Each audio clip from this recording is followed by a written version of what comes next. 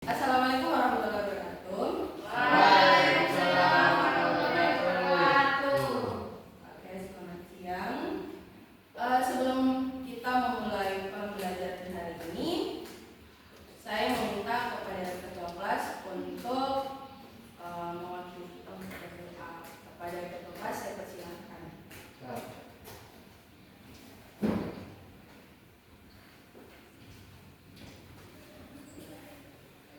Ibu, hentikan kegiatan duduk. Siap, gerak.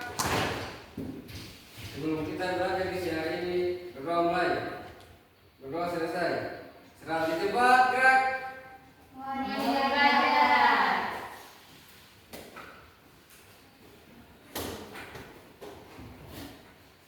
Oke, baik. Terima kasih kepada ketua kelas.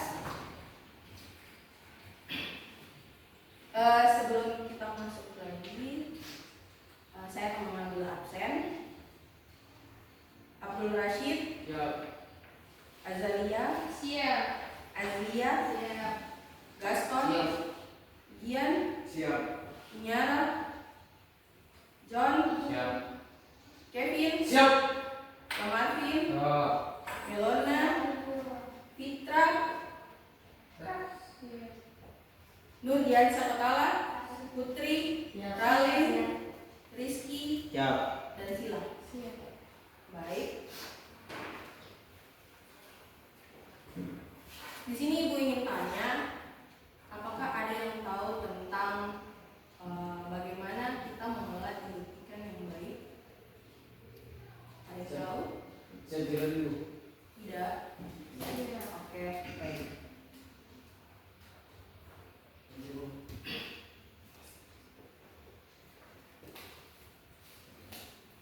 Nah, di sini dalam pengelolaan hidup itu kan berdasarkan SNI.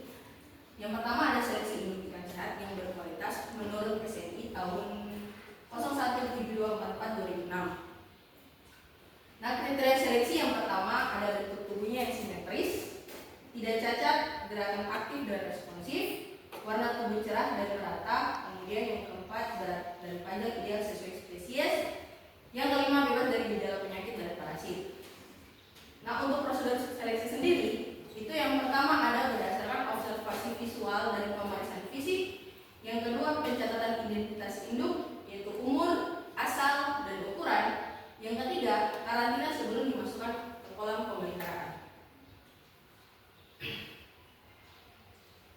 Nah, ini adalah pengelolaan induk, di mana dalam pengelolaan induk ada pemilihan induk. Nah, dalam pemilihan induk ada beberapa prosedur yang harus kita ketahui. Yang pertama apa? Ada yang tahu? Asal hidup Ibu. Oke, asal induk. Nah, yang tadi dibilang saudara adik Kevin tentang asal induk. Nah, asal induk. Nah, dalam pengelolaan induk kalau kita mau dalam pemilihan, kita harus memiliki induk yang baik. Dia harus punya surat keterangan asal, di mana induk itu berasal. Gitu.